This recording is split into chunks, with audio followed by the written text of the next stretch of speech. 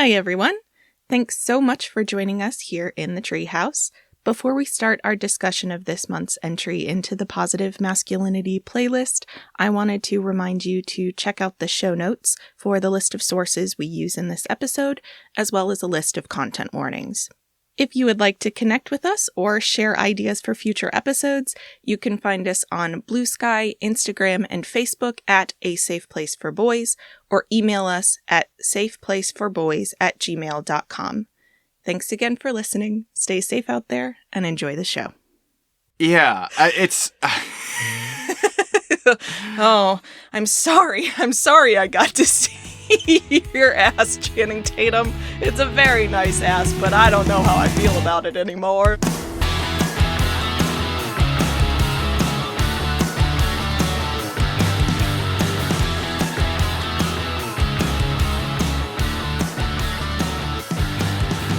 This might be another one that I tell my parents not to listen to. Oh, let them have some fun. Welcome to A Safe Place for Boys, compassionate conversations about masculinity in media. I am your host, Kelcee Sykes, and with me now on the main stage, it is the cock-rocking king of Tampa himself, Dr. Spencer Todd Bennington, Ph.D. How are you today, Spencer? Good evening, ladies. My fans call me Big Brain Bennington, and it's the sexiest thing about me. Let me show you how I take off all these degrees. Oh my God. Yeah, you did it. Oh, you did it. You know Hello, I I'm did. here. It's me.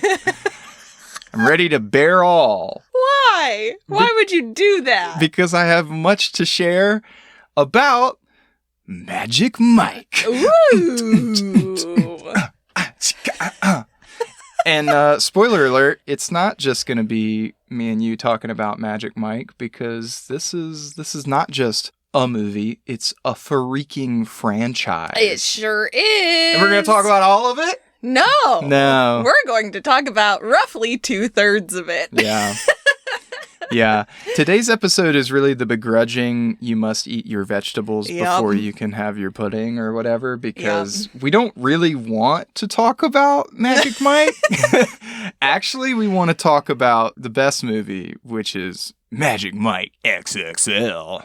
Before we can get to the good movie, we have to, for those of you out there that maybe haven't seen any of the Magic Mike movies or haven't seen them in a while, we figured you could use a refresher on the sort of base foundation narrative and the characters that are introduced in the original movie, because without that, I don't think you really get the full punch of Magic Mike XXL, which is the masterpiece. This is the sort of sensitive, like A24, very serious older sibling to the far, far better movie of the franchise, which is, of course, Magic Mike XXL. And we don't talk about the youngest sibling. No.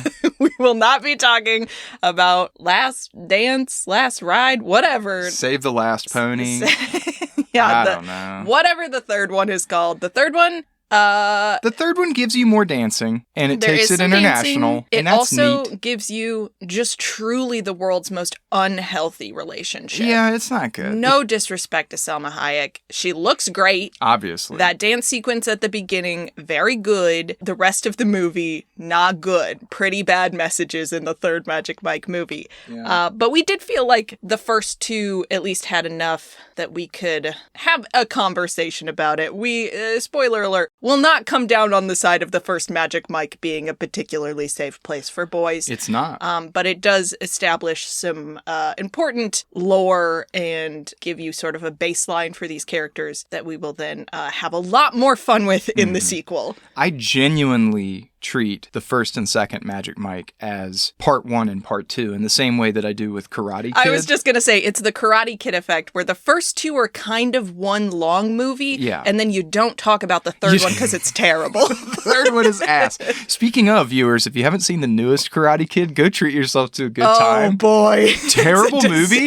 monster. Great time, though. Like really fun. Really fun. Yeah. Shout out to Ben Wong doing the Lord's work out there. Yeah, if he doesn't become a movie star, like a full, Tom Cruise level movie star, there is no justice in the world. But the rest of that movie is not good. Hopefully not Tom Cruise level. And that's a great segue because Tom Cruise's Scientology, based in Clearwater, Florida, is not that far. It's right down the street. From right across the bridge. From Tampa, where the rest of the Cock Rockin' Kings reside for now. Yeah. One of the other reasons we did want to talk about the first Magic Mike is because it is set in a place that is near and dear to just truly the trashiest corner of our shared hearts, which is the city of Tampa, Florida. God love it. God bless. Well, before we start, I already have a question for you. Okay. Great. I'm glad you're on board with the format of the show. I feel like the Magic Mikes, especially the first two, were kind of a cultural phenomenon. I don't know to what extent you experienced this in 2012 when the first one came out and then 2015 when the second one came out. What do you remember about the discourse around Magic Mike when these movies first came out? And how did you sort of feel about the tenor of the conversation? We went to see another movie, me and my family, because this was before, I lived at home during college and this was my senior year. I was about to move away. And the three of us must have gone to see a movie together. And I don't remember what it was, but when we came out of the theater, I distinctly remember seeing a line, huge line from the ticket tearing booth all the way wrapped around, like they had to set up special red velvet ropes filled with middle-aged women ready to go see Magic Mike, packing the new theater. And I think that was my first realization of oh, this is a big deal. Yeah. This is a huge deal for some reason, and I don't know anything about what the fuck this movie is. Yeah, that was my experience too. And it was specifically a local radio phenomenon where I feel like all of our local stations were doing ticket giveaways, it's be caller number whatever to get a ticket. And then caller number 69. Nice. And so it would be tickets for you and your, girlfriends to go see the movie. And then there would also be a ticket to a local lingerie / sort of adult boutique along with it. Ours was called Adam and Eve. I believe everybody's is called Adam and Eve. That I think is a requirement. And I do weirdly remember it being go see this with your female friends. Do not go see this with a man. No. He's not going to like it. Right.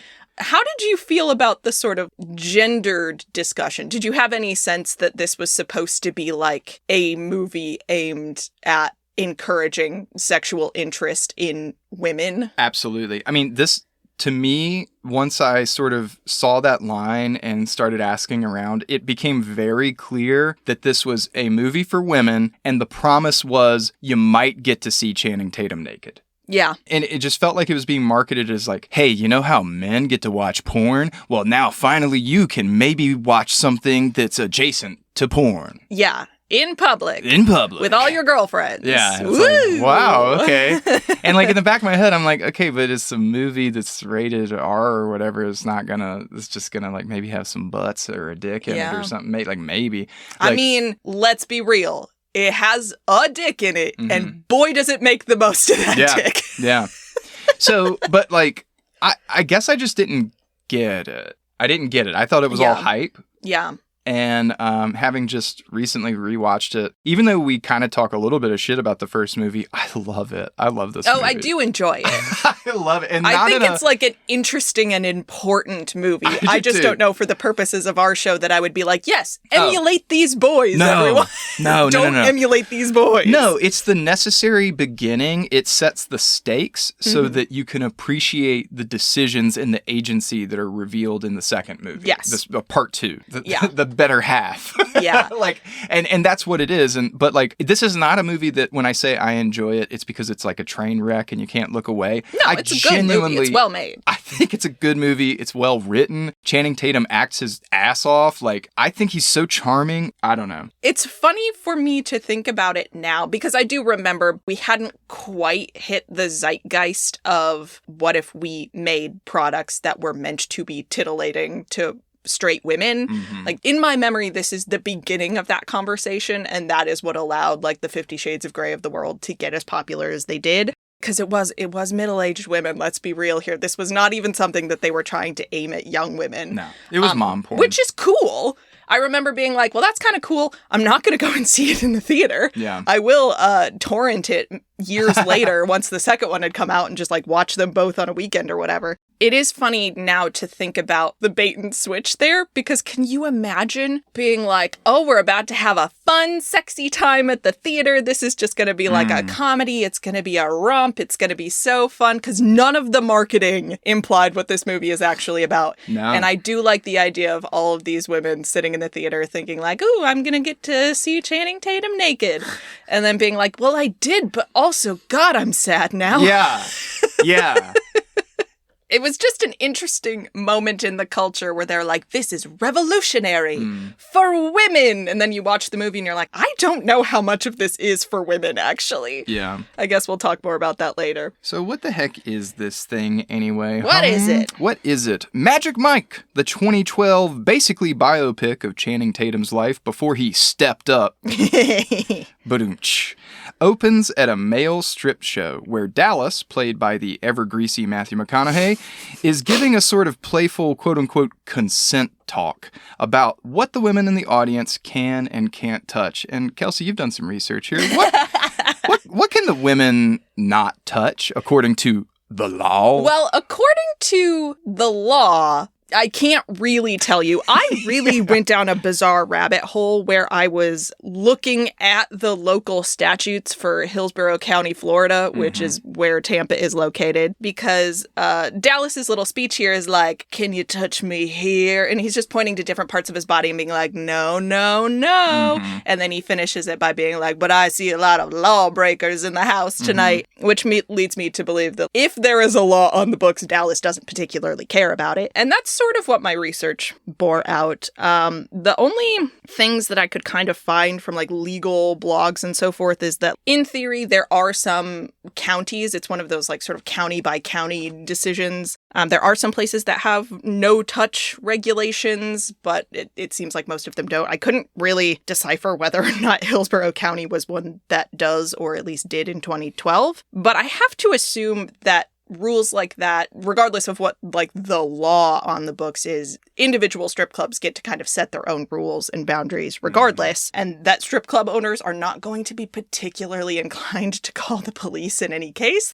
If someone is misbehaving in your club, you're probably just going to deal with it yourself. That's why you've hired the bouncers. The only like thing that is sort of happening legally in the world of strippers in Florida currently is that as of 2024, Florida requires exotic dancers to be over the age of 21, but you can in fact open a strip club at 18.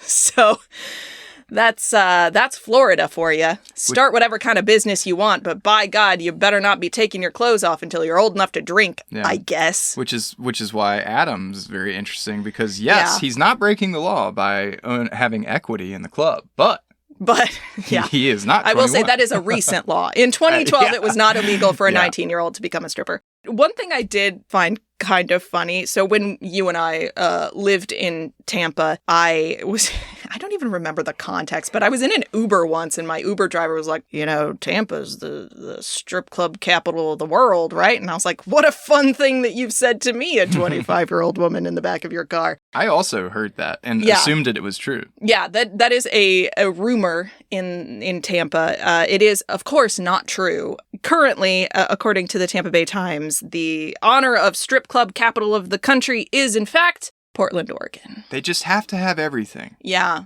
God. Portland, get over yourself with your crunchy feminist strippers. Can't. How dare you? Tampa just have one nice thing other than the longest contiguous sidewalk in the world. Boom, got him. Oh boy.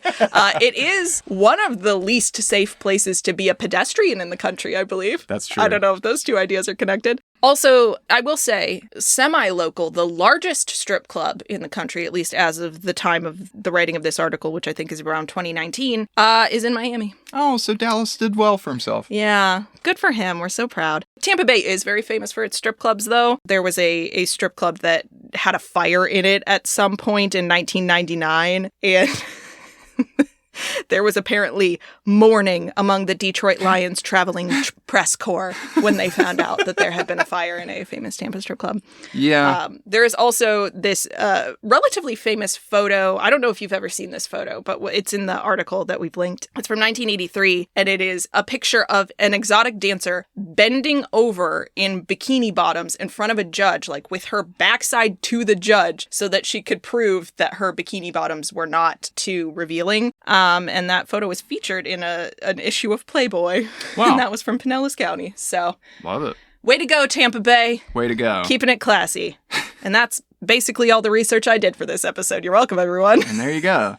I mean, my argument, I think with the legality of it, I'm pretty sure it's one of those weird sort of legal situations where to make a law that on its surface would be protecting exotic dancers is to then obviate other people's inherent protections in workplace environments. Because, like, if you're a dancer, someone puts their hands on you in a way that you don't like, that's assault. Just like it would be in any other workplace, just like it would be out in public. And, like, if you want to press charges, you can press charges. But the reality is the stigma and the taboo against dancing is such that no one's going to take that charge seriously, unfortunately. And so when you work in a club, you're much more likely, as Kelcee already said, to depend on your private security and the protections that you have set up in-house rather than rely on police officers or the court, because they're not going to help you. No one's going to take it seriously. Yeah, I mean, you know. I would assume that any place that has those sort of quote-unquote no-touch regulations is probably not as concerned with preserving the safety of the performers as it is preventing prostitution. And enforcing any of those would inevitably lead to dancers and performers getting into trouble instead of people who are behaving inappropriately. Yeah, and I was going to say, like, it's always, like, no touching invisible ink unless you pay a lot of money, like, sure. And so that's always the thing too, is because it comes down to money, and that's something we're going to talk about mostly in this first movie. Okay, you can break the rules with money, or as you just pointed out, realistically we're enforcing no touching because if we do get charged for running a prostitution ring, it's going to hurt business really bad. We're going to have to shut down for a month or something. Anywho, but before we get into any of the sexy stripping, cut directly from Dallas's little spiel at the beginning to Mike, aka Channing Tatum, waking up and immediately showing off his nice butt. Nice. I assume female audiences would walk out of the theater if they didn't get their promised ass in the first 5 minutes, or at least that's what the director was banking on, so thanks for delivering. We gotta get that out of the way right up top. Nudity immediately. Yep. Something for everybody. Anyway. Provided you are interested specifically in Channing Tatum. Well, there's some ladies here, too. That's true. Because in this much quieter scene, Mike shares some playful post-coital banter with Joanna, who I believe is Olivia Munn. I didn't really her name down here. As the two try to figure out who the naked girl is passed out in Mike's bed. Penelope, maybe? Who knows? Joanna finds time to compliment an interesting table downstairs in Mike's way too nice to be affordable beachfront home, and he reveals that he actually made it from stuff that washed up on the beach. Weird stuff washing up on the beach. It looks like freaking, like, it looks like CO2 a jet canisters or something. Yeah. Yeah. It's a nice table, don't get me wrong. Yeah. She encourages him to sell them, this kind of furniture, these pieces of art that he's making. Mike leaves the strange women in his house, unafraid that they will steal anything, and makes his way to one of his many day jobs, a construction site. When he arrives, he negotiates with Sal about pay because he's upset that Sal hired a bunch of Craigslisters instead of union workers. This is where Mike meets Adam, played by Alex Pettifer, who not only doesn't know how to tile a roof, who wears tennis shoes to a freaking construction job, but he clearly can't read. At least that's what Sal says when he discovers that Adam stole an extra can of Pepsi from the cooler, even though the sign clearly says 1 per person. Sal sucks. Yeah. But he helps us get at one of the most important themes of the film early on. Right away, from the opening scene with Dallas explaining the quote-unquote rules of the club to Joanna suggesting that Mike should, quote, sell the art he makes, and Sal cutting corners on labor costs while strictly monitoring soda consumption, Magic Mike reveals itself to be a story of human capital and exploitation. What the heck is this movie about, and why are we discussing it? Well... this is maybe a wild swing. I believe this movie is about human capital and exploitation. Okay. I didn't want to make that assertion without you co-signing it. Because this is only like 10 minutes into the movie, and I'm like, oh my God, this is so clear. Like, what are we even doing here? Yeah. We'll see more of Dallas later, and the reason that I'm making this comparison will be clearer. But right away, we've got two bosses who are sort of in their workplaces and talking about the ways that they make their money and the ways that their employers make money. Sal is like, one of the things he's telling Mike when Mike is like, why did you hire a bunch of just like inexperienced idiots off the internet? That's not safe. You're putting me in danger. You're making sure we're not going to do a good job. Why did you do that? And Sal is like, well, I'm not paying union guys. I'm going to pay people under the table. Not paying union guys. You're going to complain about needing a bathroom break and medical and this and that. So who's got time for that? Sal. Yeah. If somebody falls off a roof and dies because they don't know what they're doing, they're going to sue you into the ground, Sal. This is a story that is about not even just human capital, but human sort of desperation and what people will do for money and what sort of circumstances they will be forced to tolerate in order to just try to stay afloat. And we see Mike sort of in one situation like that. Very shortly, we will see him move directly into another. His story is one of trying to struggle out of dire financial circumstances and being taken advantage of because he is not necessarily in a good position to negotiate for himself a lot of the time. Although he does try. Mm-hmm. He looks at Sal and is like, you're going to pay me $20 an hour if I'm making up for all these inexperienced idiots that you hired for no good reason. Like, you're going to have to pay me more to make up for the fact that I'm the only one here who knows how to do the job you hired me for. Yeah. Yeah, Mike is constantly negotiating his worth to people that we never see him get a decisive answer from, except for Dallas. And I guess, well, actually, more often than not, Mike is told no. Yeah. Like, you're not worth that to me. Yeah. So after the Pepsi pilfering, Adam's car won't start. So Mike gives him a ride home. Well, to his sister Brooke's house, where Adam is currently crashing. On the ride, this part's really interesting to me. Adam begins to pick at the plastic covering that Mike still has lining the cabin of his F-150. Mike slaps his hand away and tells him to knock it off. He's going to keep that plastic on until he's ready to sell it, so it's like a brand new truck when he does. And I wanted to ask you about this. Mm-hmm. What do you make of this bit in conjunction with the early commentary about labor and exploitation? And does it connect more to the later scene of him removing the crinkles from his dirty dollars? Does it have more to do with Mike, the Mike Lane facade when he asks for a business loan? Like, what the heck is going on with the plastic lining his truck and like wanting to resell it? Well, I think this is Mike's mindset. Mike is very aware of his place in the sort of class hierarchy of the world. He is aware that in many circumstances people will look down on him, and I think he is trying to get as much sort of respectability as he can and in as many places as he can. There's a scene later where we see him flattening out all of the dollar bills that he gets from his stripping job, because inevitably they get all like wrinkled up when they shove them into somebody's thong or whatever. And he's trying to like make them as flat as possible so that, you know, when he presents them to someone more respectable, they won't immediately look at them and think, oh, stripper. And I think another part of this is like just the sort of hustle culture that is put on people who are in these sort of financial circumstances of like, you just have to look for as many little places where you can eke out a few extra dollars as you can.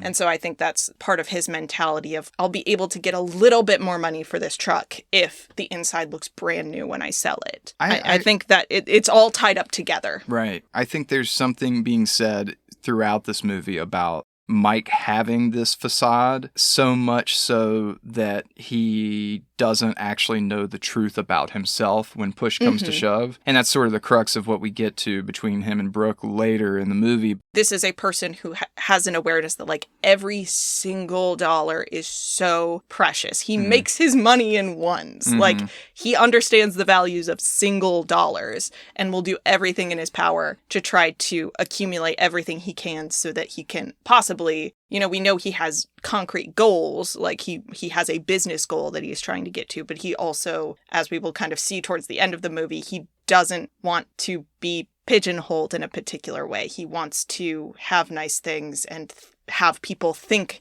of him as, you know, a sort of classy, respectable person. Later that day, we're introduced to Brooke, played by Cody Horn, as Adam explains how he quit his construction job while playing video games. Well, see, he accused me of stealing, so I had to quit.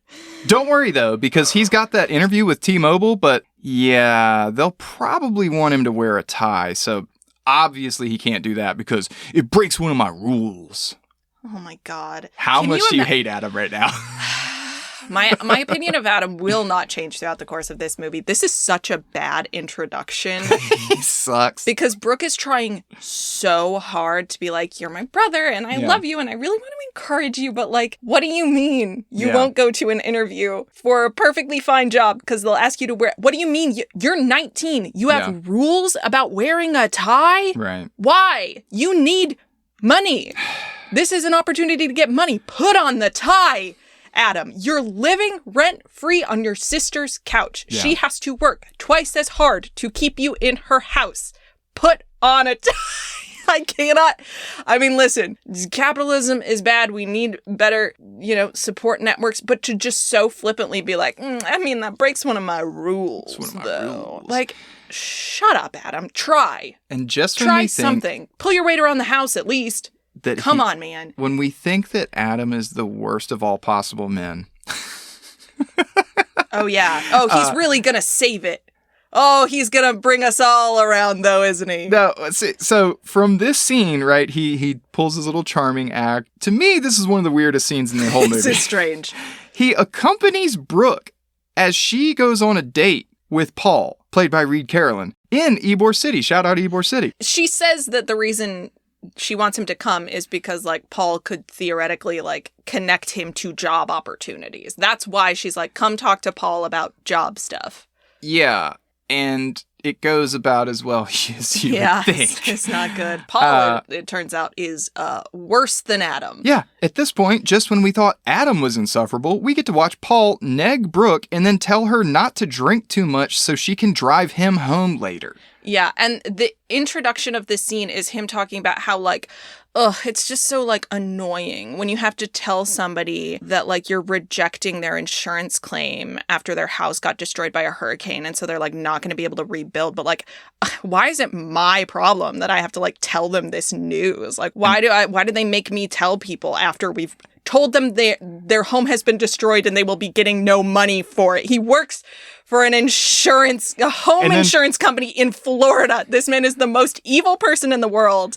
And Brooke says something along the lines of, like... Brooke is a medical assistant. Yeah. And she's, like, trying to look past the horror of what he just said and says, like, yeah, it's frustrating, when we have to deny Medicaid claims as well, and then starts drinking her beer. And he goes like... He's like, well, actually, we're dealing with, like, bigger claims than just, like, Medicaid claims. Like... He's bragging to her that he rejects larger insurance claims in his line of work than she has to in hers. And then is like, also, you have to drive me home tonight. Stop drinking. Yeah. Unbelievable. And I guess this is just a convenient reason for Adam to straight up walk away from the most obnoxious dinner conversation. He leaves the restaurant, and I do kind of think he's right. So he walks away from the most obnoxious dinner conversation in the universe, only to stumble upon Mike in line for a club. He begs to come in with him because, I mean, I would too. If it's either this or hang out with Paul for a second longer, it's like, Mike, please, for the love of God. He could go down and smoke cigars with the old men at the cigar stores. He's an Ybor. He could. But he begs to come in with Mike despite being dressed like a meth dealer. But Mike makes it happen because he is, well, magical, and introduces him to Portia and Ruby. When Adam foolishly asks what they do for a living, Mike explains not to ask that of anyone named after a luxury car, liquor brand, or precious stone. Mike cashes... You don't need to... She told you. Her name is Portia. You met her in a club. You know what she does for a living, okay? So Mike cashes in his favor for helping Adam out at the job site earlier that day and instructs him to go talk to the tiara-wearing 21st birthday USF girls. Woo! Go Bulls! Go home and write your papers. As an introduction, Adam roughs up an obnoxious guy who bumps into the ladies and charms the girls so Mike can swoop in and offer them free entry to his show. Adam is surprised to learn, quote, "You're a fucking stripper?" I don't know what Adam thought Mike was trying to do when he was like, okay, you need to see those girls over there. We're going to go and talk to them. Mm-hmm. And he's not like, talk to them to try to get them to do what? Yeah. Like, I don't know. He wasn't like, hey, Adam, I'd like to be your wingman. Go talk to those girls. He's like, no, I have an agenda. Go talk to those girls and then I'll come over and do a thing later. And Adam's like, okay. Adam's an idiot. Ask some questions, Adam. Oh, I got a question. One follow-up question. I got a question here for you based on this scene and something you noticed throughout. You noticed, Kelcee, that this kind of seems to be a recurring theme throughout the performances in the film. Later, when we get into the strip club itself, what do you think about the whole aesthetic of men fighting over women or men becoming violent to protect women? Violence is hot? No. Okay. Yeah, I mean, listen, I don't understand this part of heterosexual culture, but it is certainly a thing that some women find to be important. In this case, like, the idea of being in a bar, a guy bumping into me and, like, kind of being a jerk about it, but starting to walk away, like, he's not standing there trying to intimidate me, and some other guy coming up and, like, shoving him violently and getting in his face, I would be like, oh, that second guy is way scarier. Absolutely. The first guy is, like, a jerk, but I'll never see him again, and who cares? Whatever, the moment is over. Right. That second guy has decided to make his violence my problem, and if a man is going to be violent towards other men, I have no reason to assume he will not then be violent to me. Exactly. And that is the problem that I have with this. Exactly. We see some bits later in the actual, like, stripping performances, as you mentioned, that are like, you know, one of the characters is named Tarzan. And so he comes and, like, beats up the guys who are dressed like jungle explorers and takes the woman away and, like... saves Jane. That at least is, like, a sort of self-contained fantasy. And it is fantastical enough to be like, all right, that's far enough obscured from, like, the material conditions of reality that you'd be like, yeah, okay, maybe it's a fantasy that, like, a big, strong, sort of feral man would swoop you away. That, okay. But what about the one where the first performance we see Adam do, other than his, like, initial bullshit, he's dressed as a cowboy and does a sort of high noon shootout before, like, he literally kills another cowboy before going and grinding Matt on Bomer. women. Yeah, like, yeah, I'm just saying, it's a strain of fantasy that I don't understand, but it comes for me from the idea that if you're willing to do violence to one person, you're willing to do violence to other people. And, like, if I'm standing next to you, why wouldn't that person be me? I do think there are women in the world who like the idea of being protected.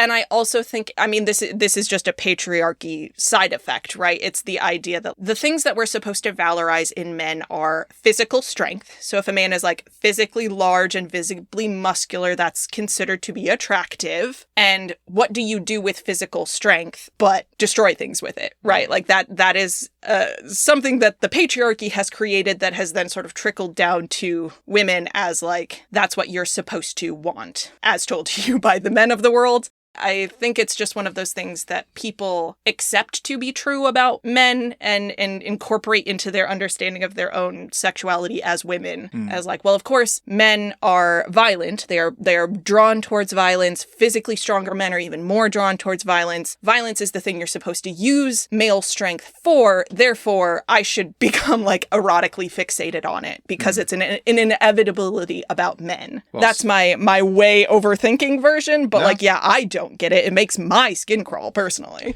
Speaking of skin crawling and the pinnacle of male strength, finally, we enter the club to see Dallas doing some quote-unquote fucking Valhalla shit. Blowing fire and being very pleased with himself. I will say, Matthew McConaughey is making a meal out of this movie. He seems to be having a good time. I mean, he's the perfect person to play this guy. Like, Mike gets Dallas to agree to hire Adam to quote-unquote do props for the night, under the condition that he obeys Mike at all costs. Dallas is not thrilled to have a teenager on the payroll, but trusts Mike if he vouches for someone. As Mike escorts Adam to the dressing room to meet the rest of the boys, we get one of my favorite lines in the film.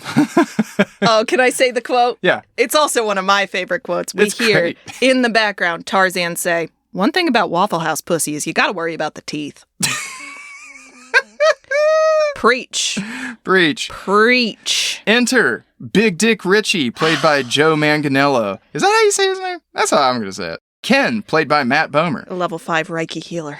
Again, not in this movie, but we'll get there. I thought that was Dallas. No, that's Ken. Oh, that's Ken? Ken in the second one. That's funny. He's just like waving his hands over Tobias. Tito, played by Adam Rodriguez, and Tarzan, played by Kevin Nash. They do just straight up call this man Tarzan. Yeah, well, that's his name. I love it. And then Mike introduces Adam as quote-unquote the kid. And it sticks. The guys all hassle Adam a bit because he's uncomfortable and, in this scene, a bit homophobic, it seems. Good for them. Well, okay.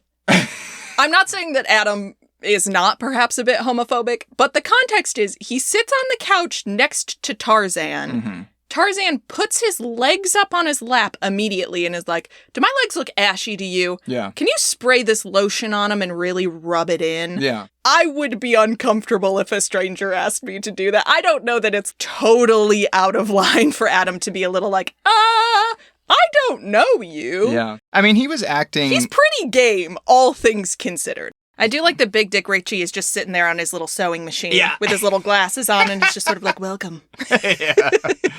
Anyway, I like that they razz him. Yes, me too. I think it's a cute scene. Our friendly birthday girls come in and Dallas gets creepy, like he do. Tobias, the DJ, played by Gabriel Iglesias, joins the action as Richie pumps his dick up.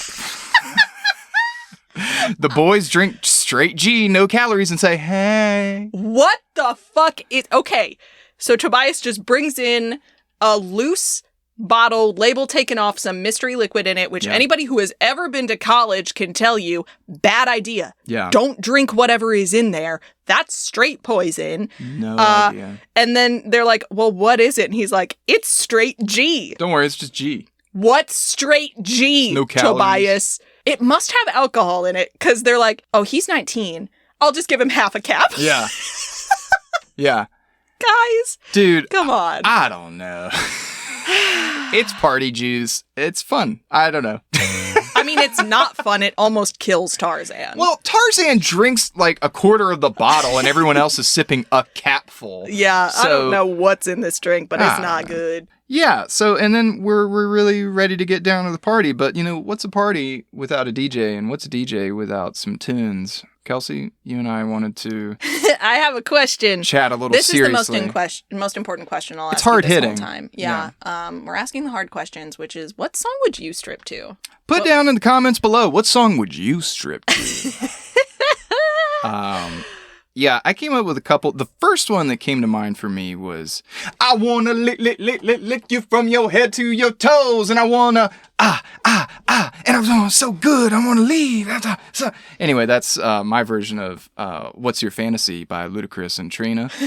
And I can't hear that song without imagining a lap dance. So it's like, there you go. That's a good one. Yeah. And then I think I was sending you some others this morning. I think Freak a Leak is also another good one. Petey Pablo. I think those are both good choices. What would you do? Probably The Chain by Fleetwood Mac. Whoa.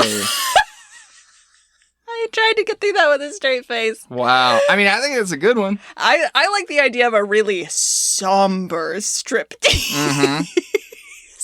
post-divorce striptease. Yeah.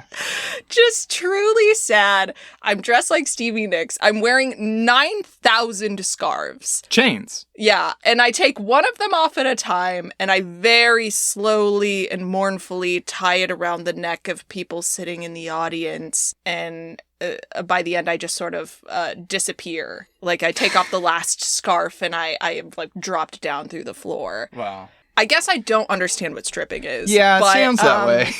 I'm also not a good dancer, not particularly inclined towards that kind of performance, and don't like people looking at me. So okay. I think I stand by my choices. So you're perfect.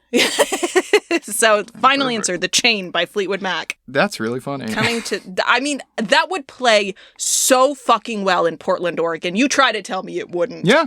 Yeah, they would love me in Portland. You're a Portland stripper. I'm a Tampa stripper.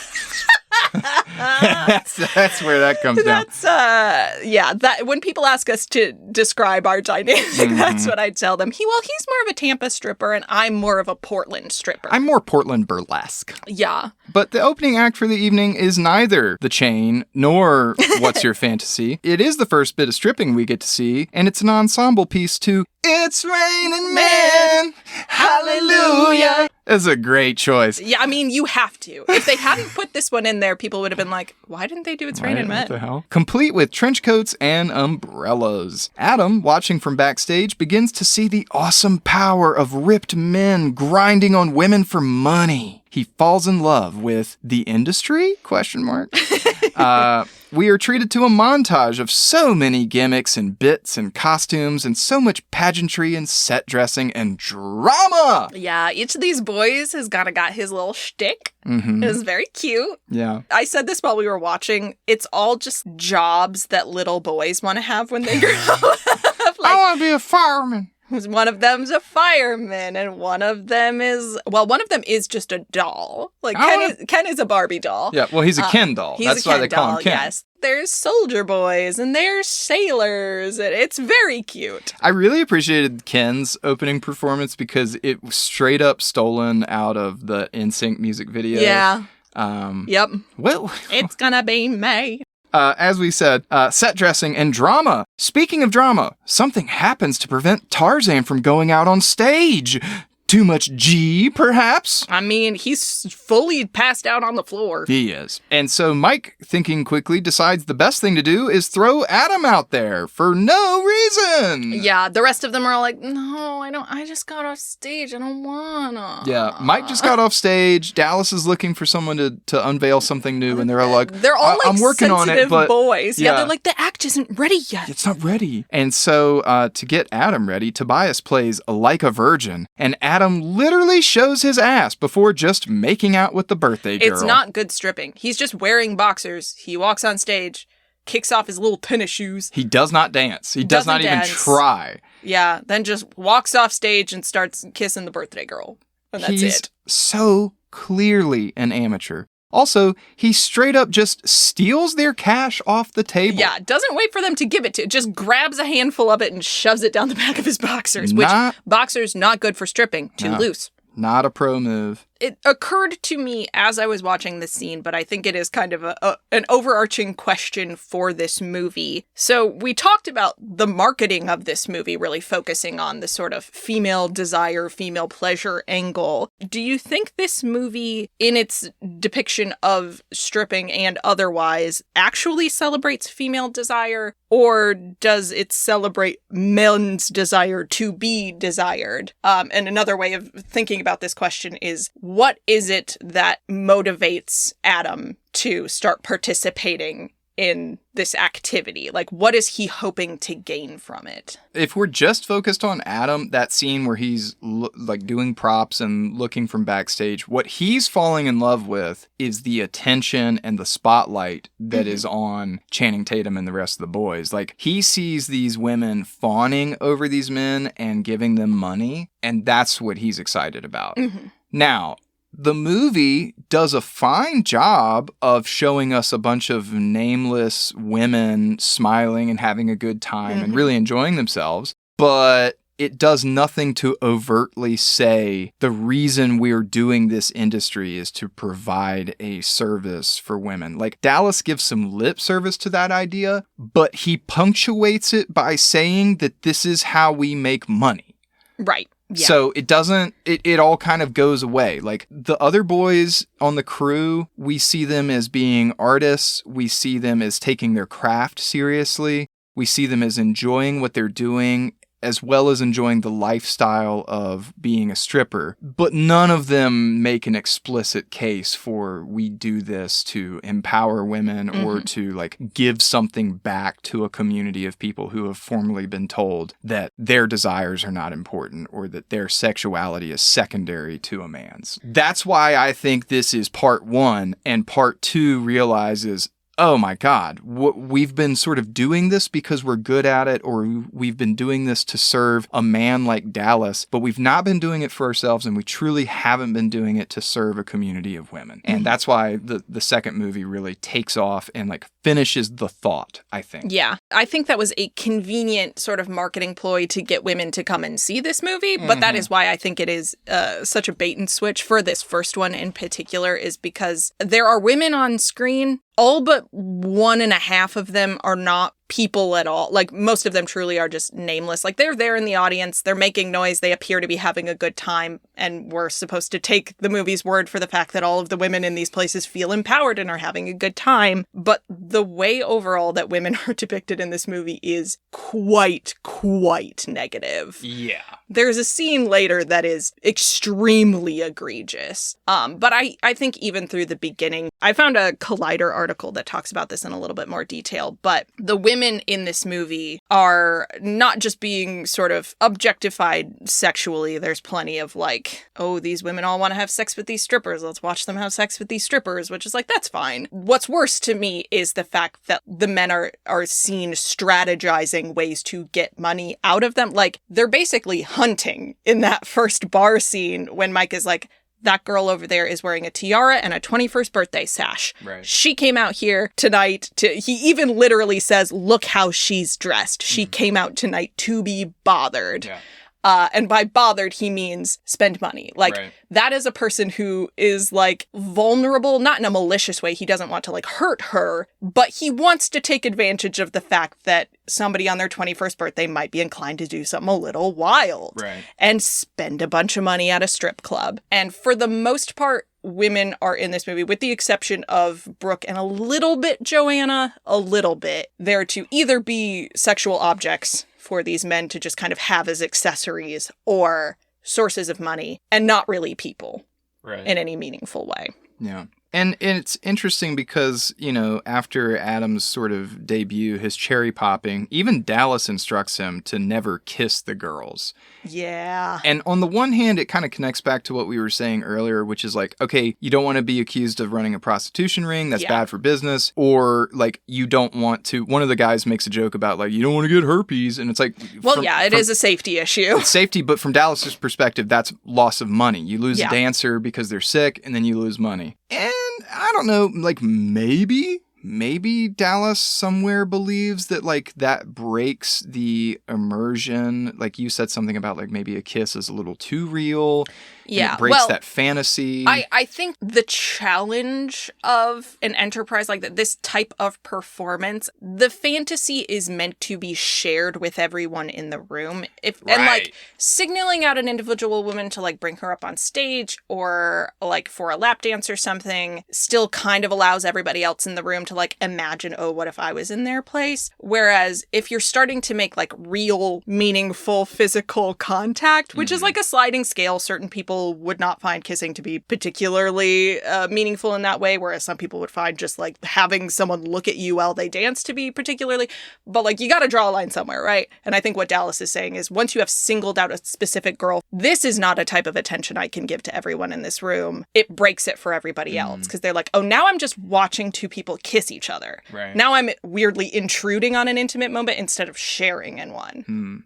I think that's probably part of it. And part of it being like, you do that to the wrong woman, she's going to get really mad at you, and that's going to be a problem. There's a lot of reasons, both logistical and sort of part of the kayfabe, that you wouldn't want to do something like that. So at the end of the night, Mike seems to do bookkeeping work for Dallas because, of course, he does manage many businesses, we later discover. He genuinely does. Dallas encourages him to bring the kid to practice the next day because maybe he's got something. Got that spark. He really doesn't. No disrespect to Alex Pettifer, but boy, you got to get your face involved a little bit more, Alex. I'm sorry. Mike asks about Miami, as if another location is in the works, and Dallas assures him that there are a few real estate hang-ups, but then it'll all be green lights. Adam and Mike spend the night boning the birthday girls and then jump off a bridge together.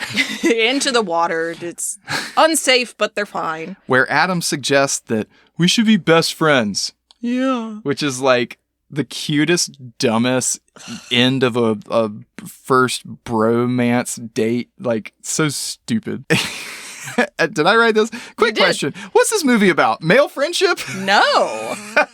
No, it is not about male friendship. I think it's about attempted male friendship. Yeah. I think maybe Mike is giving it the old college try, but the framing of this scene is like Alex has just had a night where he made a bunch of money all at once, got to have sex with some girls that he probably would have had a pretty hard time managing to get an in with without Mike's help. And so what we have is like, Mike has supplied him with things that are of value to him, and he doesn't like Mike's personality. He doesn't know anything about Mike's personality. They're not effectively friends. He just recognizes that Mike has gotten him access to things that he wouldn't otherwise have access to. Mike is the man. Let's be best friends means let me hang around you and ride your coattails and siphon all this cool shit off of you. Yep. Because that is the other thing about, I mean, he's played by Channing Tatum, but Mike is very charismatic. Yeah. Every place he walks into, he knows people by name. He greets them. He talks to them. We'll see him continue to do this. He's just a very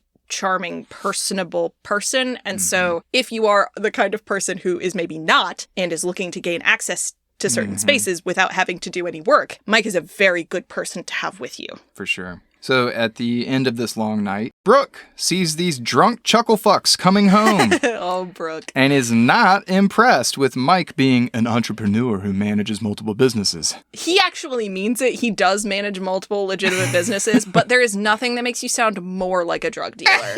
Seriously. Nothing on earth. Just say, I run a detailing business and I work construction and I do some other odd jobs on the side. Like, just say that. Yeah. It's fine.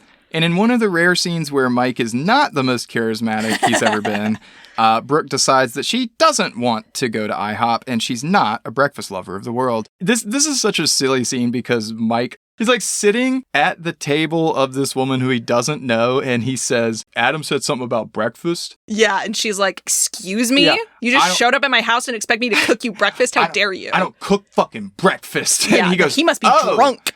No, I meant like, we're gonna go, but okay, you don't like breakfast? All right, I'm gonna go. He fumbles the first impression. Yeah. It's unfortunate. Looks bad. Anyway, cut to team practice where Adam learns how to take his clothes off not like a 12-year-old in a locker room. Dallas suggests that Adam is supposed to be, quote, not just stripping, but fulfilling every woman's wildest fantasies. Being the stripper, you make it legal, and you offer them and become, quote, the liberation. You have the cock, not them. Oh my God. Importantly, to reinforce the whole exploitative nature of this enterprise, Dallas explains to Adam as they are sweatily grinding their hips and fucking the mirror together, quote, ain't no time for a fag joke in here. I'm talking about money. And this is the part where I'm just like, bro. Oh, boy.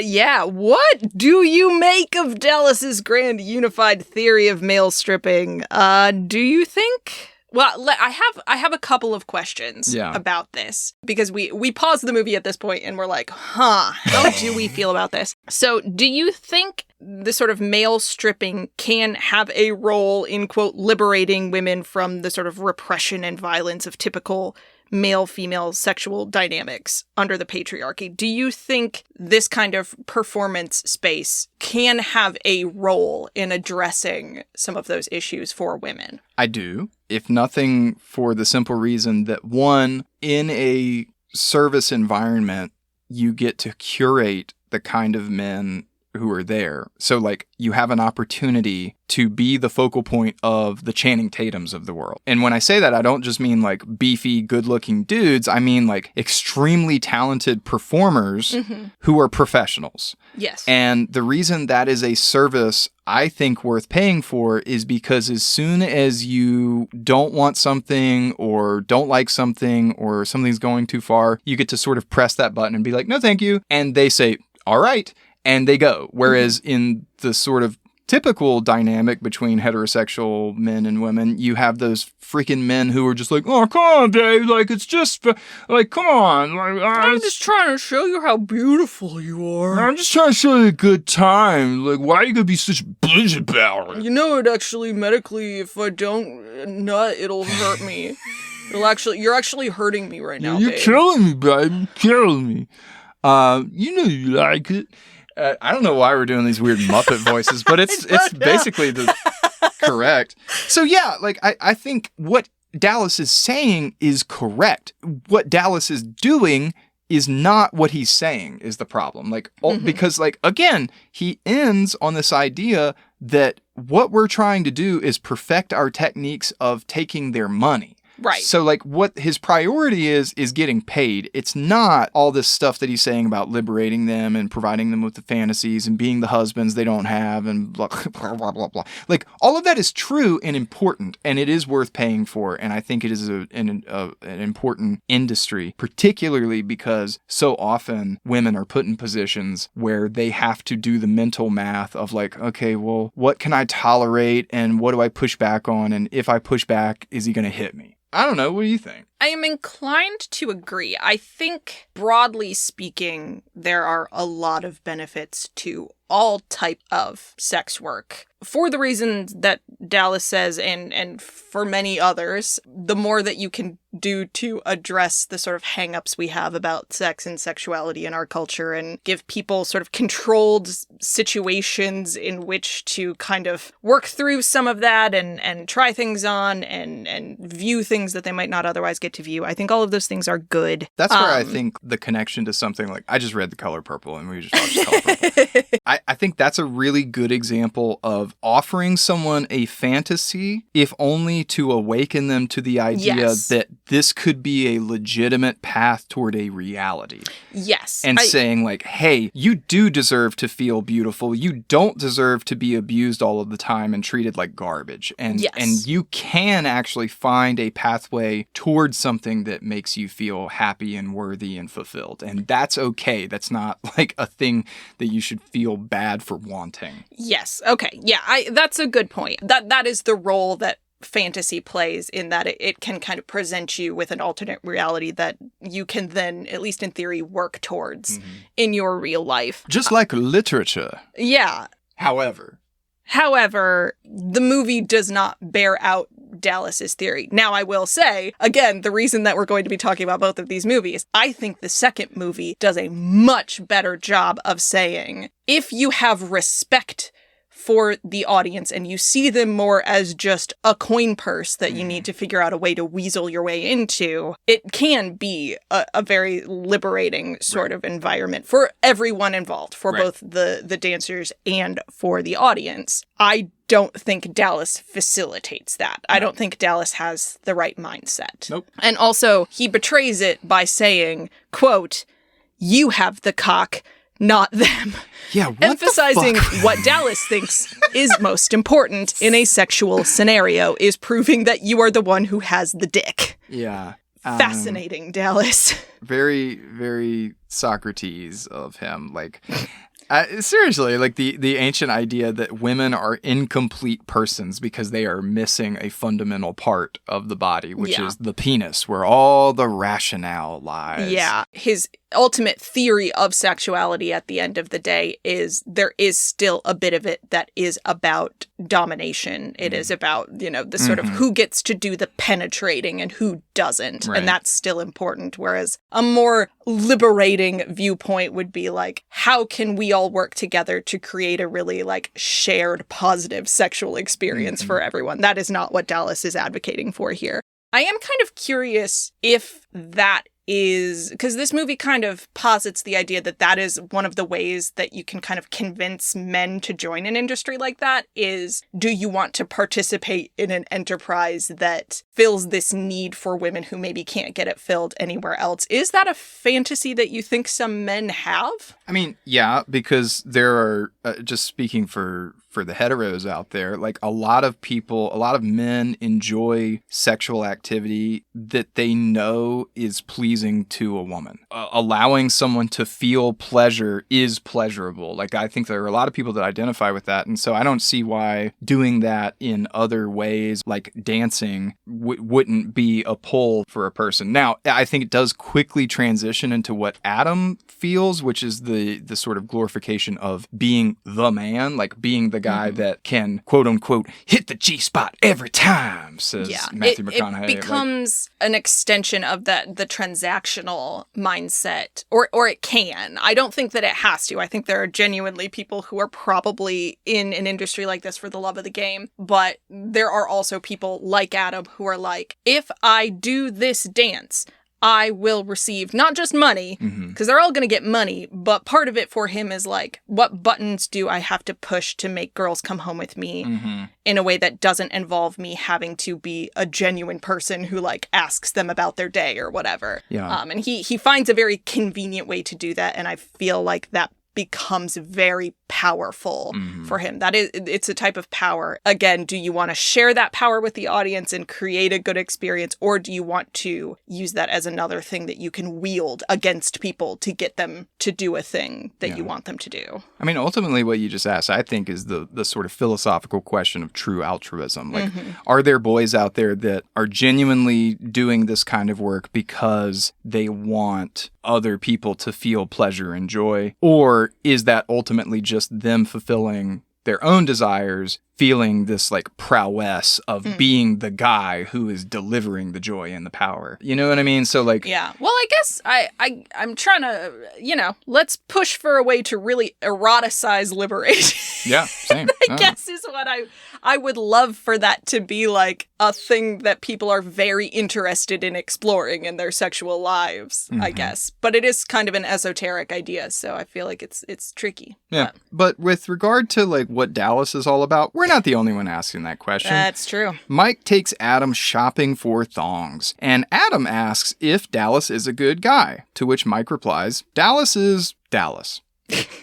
Which I think tells us everything we need to know. Yeah, this is one of those places where I think Mike knows what he means by that, and he thinks Adam knows what he means by that. This is not the only time this will happen in this movie. I don't think Adam knows what he means by that. No, I don't think so. I think Adam thinks that's an endorsement when Mike doesn't intend for it to be. Yeah. So when Brooke comes home and discovers all her brother's costumes, this is like a cardboard box filled with G-strings and Uncle Sam hats and whatever. Yeah, his little sailor outfit. She interrupts him shaving his legs to inquire about his quote-unquote preferences, not knowing how any of it could possibly be for work, as he claims. Cut to Adam stripping in a ranch hand costume during a save-a-horse, ride-a-cowboy routine, and his sister watching incredulously. I cannot believe this part is buck wild to me. Can you imagine, even if you really thought your brother was lying to you about being a stripper, would you be like, I gotta go see this for myself. I better verify. I would be like, can you show me like a program or something? Can you show me where your name is listed on a roster somewhere? Okay, fine. That's good enough. I think I would go the one time and be like, oh, okay. All right. All right. I'm going to get a drink and just face the bar this whole time, I think. Yeah. I'll be scrolling on my phone. Thank you. I think curiosity would kill my cat. Oh, God. And as she and Mike discuss the hilarity of the situation, she demands that Mike, quote, take care of him. This is the first time we get this in this movie, and it's very important. And he says he will, but he also insists that she stick around. She does. And we all celebrate the magic of what Mike can do while dancing to Genuine's Pony. Own it, my pony! Truly, the impact of this movie, if nothing else, is that we all now think of Channing Tatum when we hear Genuine's Pony. I mean, blessings. Blessings. So, peace and joy on planet Earth. Mike once again drives Adam home, and they laugh about how Brooke came to watch. And Adam tries to offer gas money, to which Mike refuses. And I want to pause here for a second because there are a lot of little throwaway scenes like this, but I think they're actually really important. What do you think it says about Adam's character that he tries to offer Mike gas money here, even though we've seen him be sort of extremely cavalier about not honoring other commitments, like his job interview or whatever, or just kind of stealing when he thinks it's warranted, like taking the money off the table when he's stripping for the USF girls? And what does it say about Mike's character that he laughs and refuses? This, I think, is possibly the movie's only real attempt to humanize Adam in any way. I think Adam has some internal sensibility of right and wrong. He just, misapplies it almost always. And I do think, he kind of has a sense, at least early in the story, where he still kind of feels beholden to Mike a little bit. And he is still in a place of understanding that he is only in these situations because Mike brought him there. And I think that this is his attempt to be like, I want to equal the playing field. I want to recognize that you have done something nice for me. Maybe also to kind of remind you that these are still two sort of working class people, and that Adam has not yet had the full extent of his fall yet, where he still kind of understands the value of money. For lack of a better term, and is trying to be like, hey, we're both in this situation more than anything else because we need money, and I had a good night tonight. Let's try to share in that a little bit in a way that wealthier people maybe are not always as cognizant of. Mm-hmm. And Mike's refusal, I think, is the other side of that coin, which is no, man, I'm doing this as a gift to you. I'm not trying to be transactional right now. This is not about money for me. And a little bit of his pride being I can afford my own gas money. Come on. It's still sort of a working class moment in my mind of hey, I recognize that you have done something for me. Let me try to even the playing field a little bit and saying no. When I am able to give gifts, I want to give gifts. This is still a moment of equality between these two. And Adam has not swung as far as he will swing later in the story, right, into a complete obliviousness. I think it shares something really important about Mike's character too, beyond just a little bit of pride. By showing us that he's not like Dallas. It's important that Mike save up money, but not at the cost of exploiting people. His path to money is through relationships. Mm-hmm. And that you already mentioned, everywhere he goes, he's charismatic. He knows people. He says hello to them. I think he believes more in the idea that a rising tide lifts all boats. Mm-hmm. And that by helping Adam here, it will pay off for him in the long run. Mm-hmm. Now, Mike is extremely mistaken. Unfortunately. But typically, right, if he's supporting his dance brothers, that makes the attendance and the club better for everyone, and mm-hmm. everyone's getting more pay. That's sort of Mike's mentality here, I think. I don't know. Maybe he should have taken the gas money. Yeah, in retrospect, he should have taken the gas money. So in the next scene, we meet Michael Lane, where Channing Tatum wears his little glasses, and he's very smartly dressed. His glasses are so small. Mike comes to the bank in hopes that he can make a down payment on a business location or secure a loan. It sounds like he's trying to get a loan to me. Yeah, but you don't put a down payment on a loan, which was some shady Florida shit that was... sort of maybe he was here. trying to buy land or a building or something to start his business. I don't know. It is strange. But anyway, the loan officer, who is a bit flustered by this extremely attractive man with a briefcase full of money, is supposed to deny him. He compliments her Target necklace. Yeah. He's like, "What's a beautiful necklace? Is it vintage?" And she's like, "No, I think I don't. My sister, I got just a Target. I think. Thank you." When she simmers down a bit, she does have to deny him because of bad credit. Mike gets upset and makes the comment, you hit buttons and you think you know something about me, before simply asking, please, can you help me? And he does get upset when the loan officer suggests that They have relief programs for the quote-unquote distressed customers. And this is where Mike kind of loses it, and he reveals a bit of his own toxicity here when he calls her sweetheart and flashes his stack of cash, asking, does it look like I'm distressed? Jump cut to July 4th, where we see Mike dressed as Marilyn freaking Monroe. Happy birthday, Mr. President. It is 7 a.m. on July 4th, and Mike busts into Brooke's house dressed as Marilyn Monroe for no reason. No reason whatsoever. Absolutely no reason. Demanding she and Adam come to a sandbar party. Sandbar party. Sandbar party. Brooke initially wants to go back to bed, but Mike says, you must have some pretty big plans if you won't agree to come to a sandbar party. It's the best line reading I think I've ever seen, because he starts off the sentence normal and it gets so weird. Yeah. You must have some pretty big plans if you're gonna come to a sandbar party. It's amazing. It's so strange. So good. And they go, and Brooke gets extremely weirded out by Joanna. Oh, God. Who assumes Mike has found her for more threesome bait.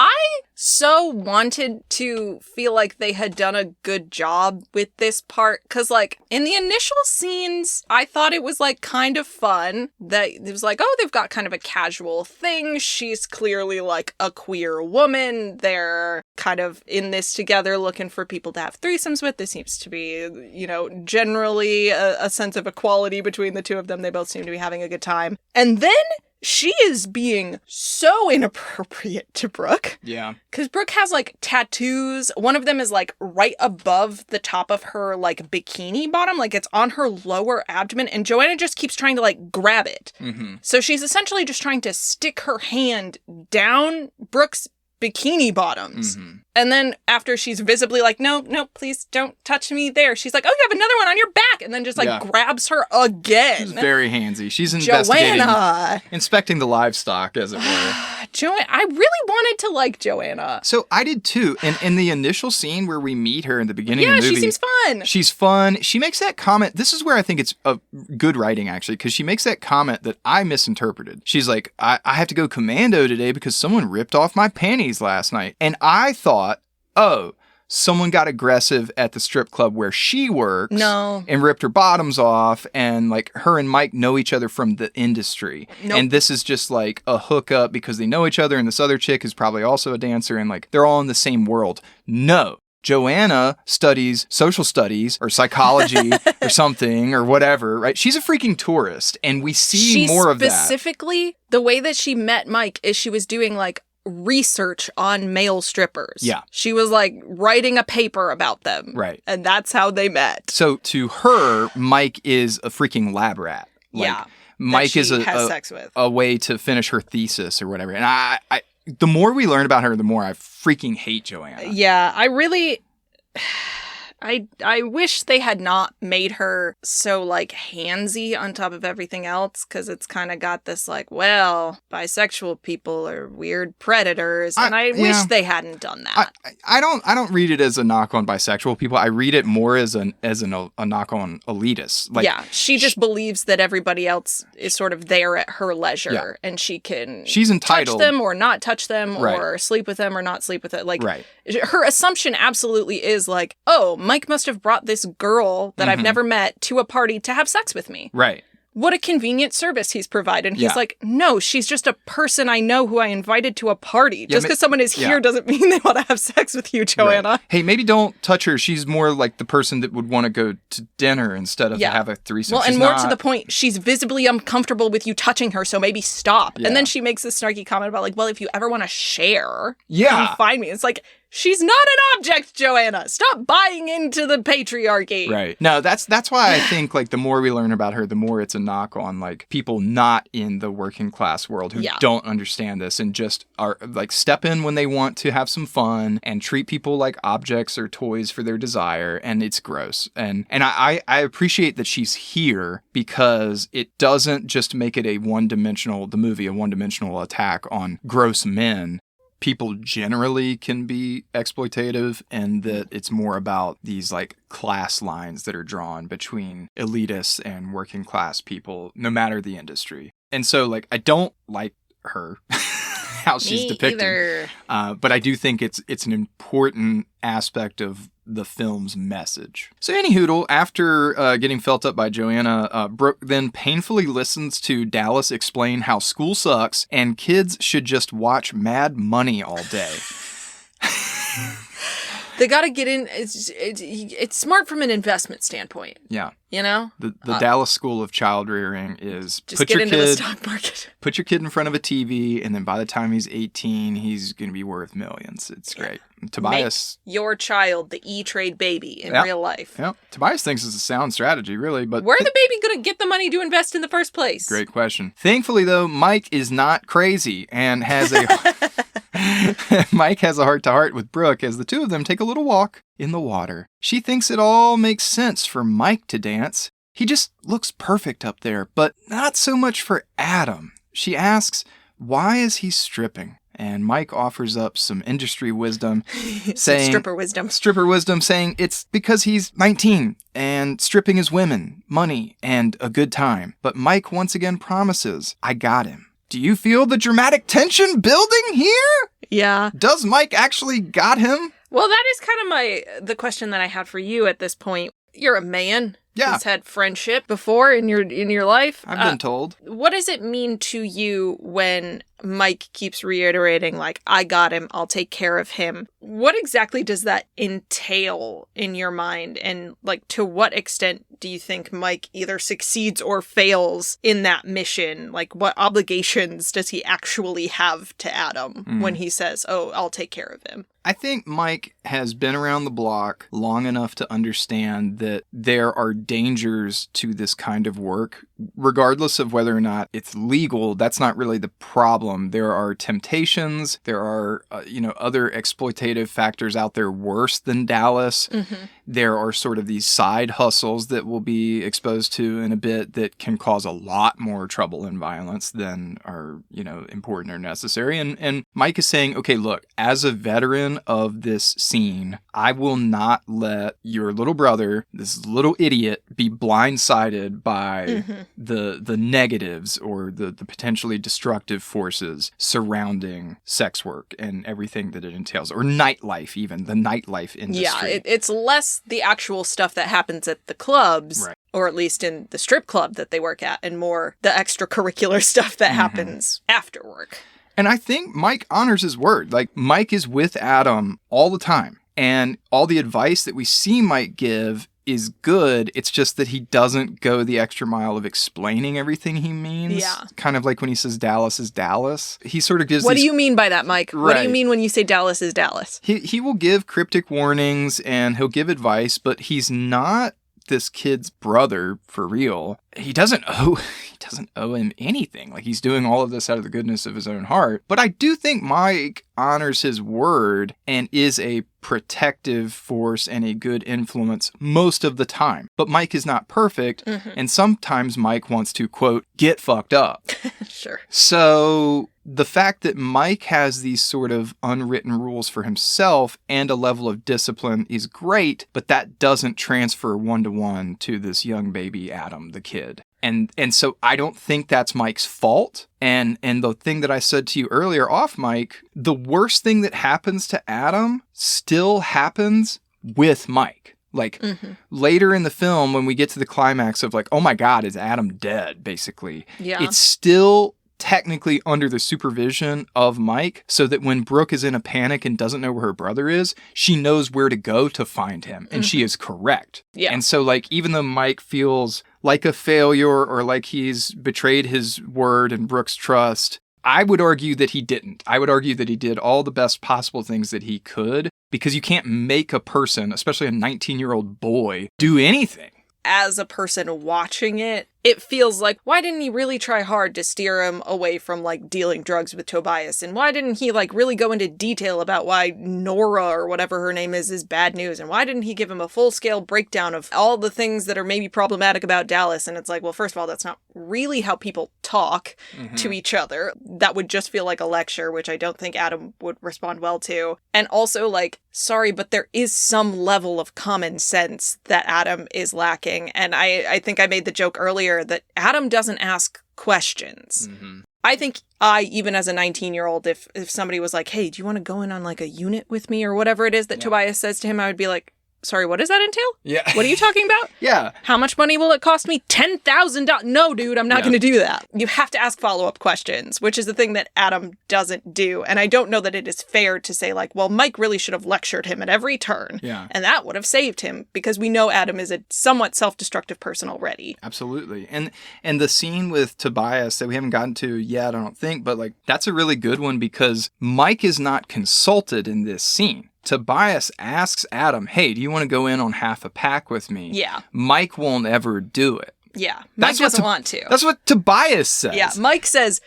Tobias says, Mike has already said no to this. Yeah. So that's your context for the request I'm making to you, is that Mike has said no. And so if you respect Mike's judgment, perhaps you should ask me why he said no. Right. And so Adam makes that choice. For all we know, Mike doesn't know about that deal until it blows up after the bachelorette I don't think party. he does at all. I don't think so either, which is like yet another reason where it's like, okay, some of the worst shit that happens to Adam and then by extension Mike later in the film, Mike wasn't even privy to. So what was he supposed to do? Yeah. Adam is the agent of his own destruction. Yeah. And if anything, the big blame that Mike could maybe bear is that he's the one who introduced Adam to this world. But like Mike also can't be responsible for like what Ken decides to do, what Tobias decides to do, what these like random women who are hanging around decide to do. Mm-mm. You just don't have that level of control over a social environment. No. So I don't know. It's an interesting question raised by this movie. And I think if I were Mike, I would also be like, oh my God, this is all my fault. I did this. But I don't know. I think this movie is also coming pretty hard down on Adam as a person who does not make good choices even when people encourage him to. So he won't even put on a tie. He won't even put on a tie. For heaven's sake. But he sure will put on some stars and stripes on a G-string. He sure will. Cut to a patriotic salute to stolen Dick Valor.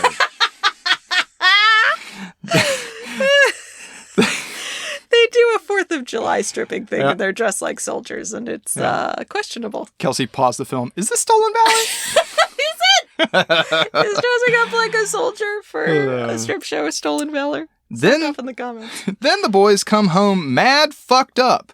Paul is there, I wrote in all caps. Paul? Remember Paul? With his terrible Medicare claim rejecting. Sorry, bigger claims than Medicare. And if you... These are pretty big claims I'm rejecting, babe. It was a strange scene because as Channing Tatum was walking out of the door, he was like doing all these like hand gestures and mime. Is that tall Paul? He's like tall? He's like raising his hand up and it's like, I don't know, is Paul tall? Like we never see him standing. I don't know if Paul is tall. Don't worry though. That's not the sad. That's you just wrote that's not the sad. That's not sad. Don't worry, that's not the sad. Don't worry, that's not the sad. The following scene is sad because this is where Mike goes home to iron out his crinkled bills one by one and presses them flat under a Bible before calling Joanna. I don't know that we know for sure that it's a Bible. It's a big leather-bound red book. It's just a book. You always use a Bible. They're heavy. It's not a dictionary. So it's a Bible. You don't know that it's not it could very well be a dictionary. Dictionaries say dictionary on the front. Bibles say Bible on the front. No, they're just big and red and leather. I think it's a Bible. I'm choosing to believe it's a Bible. Okay. That's Spencer's headcanon. Yeah. Anyway, he calls Joanna, and as they're like hooking up and starting to talk, he's asking some questions and like trying to make an effort, be jokingly asking her about like her research and, you know, her becoming a psychiatrist or whatever. And she tells him he's being a chatty Cathy for trying to talk and literally tells him, quote, "You don't have to talk, just look pretty." All caps, in bold, vomit. Not good. That is what I wrote. Not vomit. Good. Not a nice thing to say to somebody. And like, maybe there are some viewers out there that are like, huh, yeah, power play. Finally, someone said that to a man. It's like, yeah, but they said it to Mike. Yeah. We like Mike. Mike's a good guy. Come on. Anyway, as a palate cleanser from that bullshit, we get a great montage of strippers doing fantasy work. It's fun. Whee! It's Tarzan. He's doing Tarzan stuff, which is good because Tarzan does not really get into the choreography with the rest of them. Nope, he's just big. He's just a large man. Just big. And that's his thing. So cut to Dallas's house, replete with the taped hurricane windows for a big announcement. As of September 1st, the cock-racking kings of Tampa are headed to Miami! Woo! Bienvenidos a Miami. Yikes! Mike seems hesitant and negotiates his cut with Dallas. What happened to 10%? 7.5? Where's this coming from? We're looking for equity in the business, and Dallas keeps being like, maybe you can have some equity, And this is where Tobias offers Adam to, quote, go in on a pack with him, but I'm pretty sure the kid doesn't know what the fuck that means. Yeah, you have to ask one question. Yeah. Ask one question, Adam, about anything ever, really. Yeah. But here's the only question Adam asks when enter Nora. Mike, well, enter them into the room where Nora is laying on a coffee table. Yeah. To which Adam says something to the effect of, like, what's her deal? Her deal is she's on a lot of drugs, and she's laying upside down on a coffee table, staring at him while just sort of undulating. Mm-hmm. And Mike introduces her to Adam as, quote, I don't think you need that in your life, bro. Again, hey, Mike, what do you mean by that? Yeah, what do you mean? Well, look, this one's a lot more obvious than Dallas's Dallas. Yeah, she's not doing well, I don't think. I think maybe Nora is having some problems. Yeah, well, Mike is no also... one seems to really be helping her with. No, Mike's also having some problems because he's getting a little bored at the party and decides to call Joanna, but we don't hear her side of the conversation, but we get the sense that he's just sort of ambiguously turned down. She says something like, I've got a thing. Because he goes like, well, I got a thing too. Yeah, which is also buck wild because there is a hurricane happening. That's why they're all in Dallas's house, like, hunkered down. Why he would be like, I'm going to drive across town in a hurricane to pick you up. Well, because he's got a Ford F-150. He's built Ford tough. Luckily, while this is happening to Mike, Adam's having a much better time because he gets to feel Ken's wife tits after scoring some, quote, angels with Nora and Herman the pig. This scene is so bad, and it doesn't need to be in this movie. When I say that the women in this movie are nothing, aside from Brooke and half of Joanna, this scene is so bad. Yeah. So first of all, it's sort of weird to me that this is Ken's wife. He never talks about her again. I believe she's just gone in the whole next movie. She doesn't have a name. She is billed Ken's wife in the credits of the movie as Ken's wife. This woman is so out of it. I mean, kudos to this actress. I have never seen someone look so vacant and out of it, which is impressive because Nora is in the same scene also being very vacant and out of it. These women are on so many drugs. And she has her top off, and they come in and they're like buying the drugs from Ken, and she's just sort of like staring at Adam like he's part of the furniture or something. She's just sort of staring in his direction. He's like looking at her like, hello. Yeah. And Ken is like, doesn't my wife have great tits? Which again, this is Matt Bomer. Why they gave this to Matt Bomer? He can't carry it off. No disrespect to Matt Bomer, but like giving the weirdest, grossest, most misogynist stuff to him is not playing well. And he's just sort of like, yeah, those are my wife's tits. They're all natural. You should touch them. And Adam, instead of looking at her and being like, are you cool with that? Is like, is that okay with you, Ken? And Ken is like, yeah. I love it. And then as an afterthought, he's like, oh yeah, she also likes it. And so he's like grabbing this woman's boobs. And then like, as he's doing that is like, to her, is this okay? And she's just sort of like, yeah. And that's her whole contribution. I think she's also like, they're natural. Yeah. She's not doing well. And then the two men, again, Adam, double fisting this woman's breasts as Nora is like falling down on the floor in the background. And this woman is just sort of like staring up at the ceiling, like with no personality whatsoever. He's looking Ken dead in the eyes. Is like, I love you, man. I love Ken you, is man. like, I love you too, man. And it's just for like 30 seconds, the two of them just saying back and forth, I love you. No, man, I love you. No, I love you, bro. You're the best, bro. I love you so much. Yeah. While just grabbing a woman's boobs while she looks off into the middle distance, and another woman and her pig that she has are just like passed out on the floor. This is the realest thing I can tell you about what it's like when people hunker down and do a bunch of Molly together. And like, I'm sure that's true, but you still have to ask the person whose tits you're grabbing first if they are okay with that. Oh. That has to be the start of the conversation. I'm not disagreeing with anything you're saying.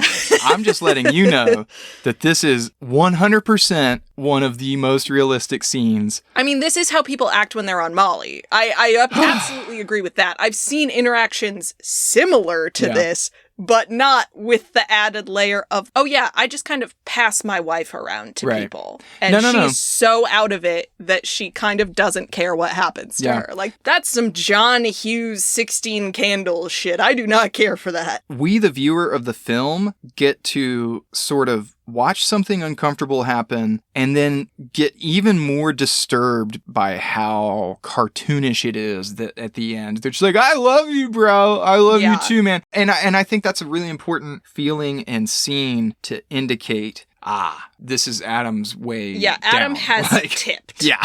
He is not, let me give you gas money because you introduced me to a cool situation. He has tipped into, women are objects. Right. Drugs are ubiquitous and a thing that will only ever make me feel good. And everything's great. Yep. And I will be on top of the world forever. This, I do think, is his tipping point, this moment. If that was a little too subtle for you, the moment when Mike's like, I don't think you need that in your life, bro. Adam stares at Nora, literally takes a sip of his beer, and then we hear a thunderclap. Yeah.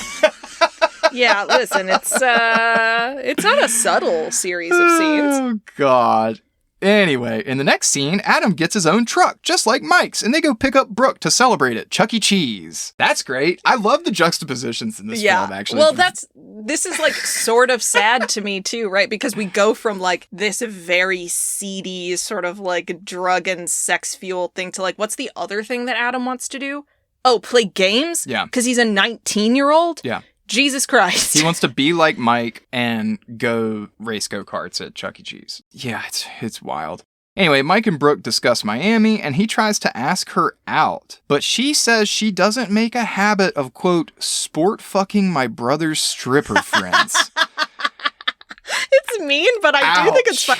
The phrase sport fucking is very funny to me. Ugh. I mean, it's devastating though because Mike is sort of bashful in this scene. Yeah, he's like, genuine. Do you want to like go like eat some food sometime? That's so fun. He's like, do you want to? Should we like get some food sometime?